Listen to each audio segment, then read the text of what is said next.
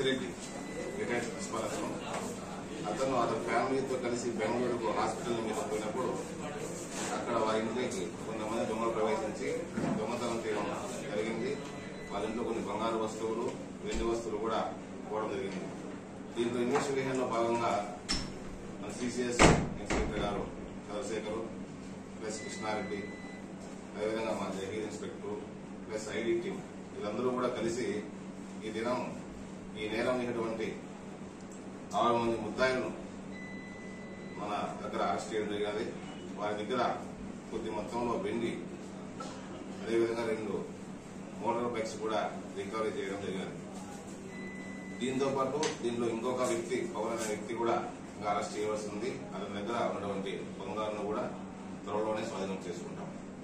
వీళ్ళంతా కూడా కళ్యాణదుర్గం ఏరియా, అనంతపురం జిల్లా చెందిన కళ్యాణదుర్గం ఏరియా వాళ్ళు ఇక్కడ వేరే పని కోసం వచ్చి ఉండి సదరు ఫిర్యాదుదారుడు ధనవంతుడై ఉంటాడని, బంగారు అలాంటివి ఎక్కువ మొత్తంలో ఉంటాయని గ్రహించి ఒక పథకం ప్రకారం వాళ్ళు రావడం జరిగింది.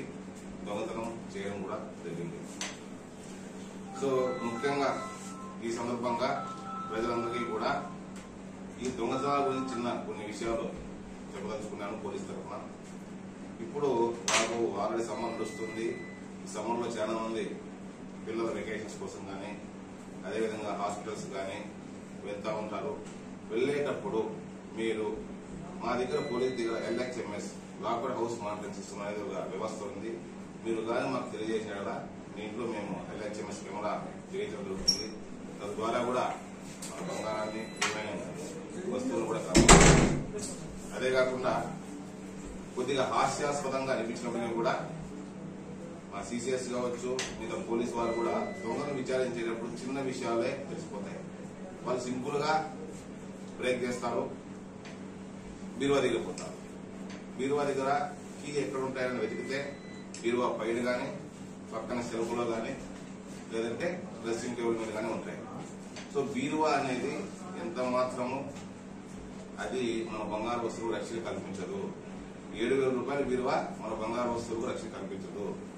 ఈ ప్రజలంతా ఏం చేయాలంటే ఒకవేళ భద్రంగా దాచుకోవాలంటే లాకర్లో పెట్టుకోవడము, లేదు ఖచ్చితంగా మనము ప్రతిరోజు కొన్ని బంగారు వస్తువులు ఉపయోగించుకోవాలి కాబట్టి వాటిని ఉపయోగించుకుంటూ దయచేసి బీరువాలో పెట్టకుండా దొంగలకు అర్థం కాని ప్రదేశాల్లో, అంటే రకరకాల ప్రదేశాలు ఉంటాయి. ఎందుకంటే ఒక దొంగతనం వచ్చిన తర్వాత ఎక్కువ టైం తీసుకోలేడు, వితిన్ టకటకటగా చేయాలని చూస్తాడు.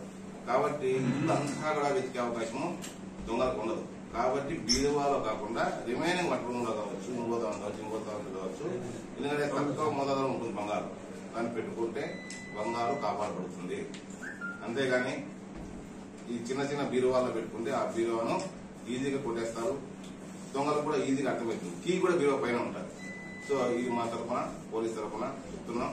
మన రాయచూట్లో ఇంకా నుంచి LHMS వాడచ్చు. అదేవిధంగా మేము ఇప్పుడు ప్రతి బ్లూ కాల్స్ కూడా ఇంటెన్సిఫై చేసినాము. బ్లూ కాల్స్ ఎక్కువ వరకు పంపిస్తాం. మీరు ఎవరైనా సరే మీ అడ్రస్లో అవన్నీ మాకు పెడితే అక్కడికి మా బ్లూ కాల్స్ వచ్చేసి దొంగతనం జరగకుండా అక్కడ నిఘా పెంచడం జరుగుతుంది.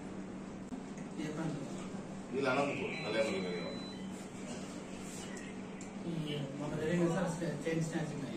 దాని మీద కూడా దర్యాప్తు చేస్తున్నాం. ఐడెంటిఫై అయ్యాడు. ఇంకా నెక్స్ట్ అతను పట్టుకోవడమే ఆలస్యం.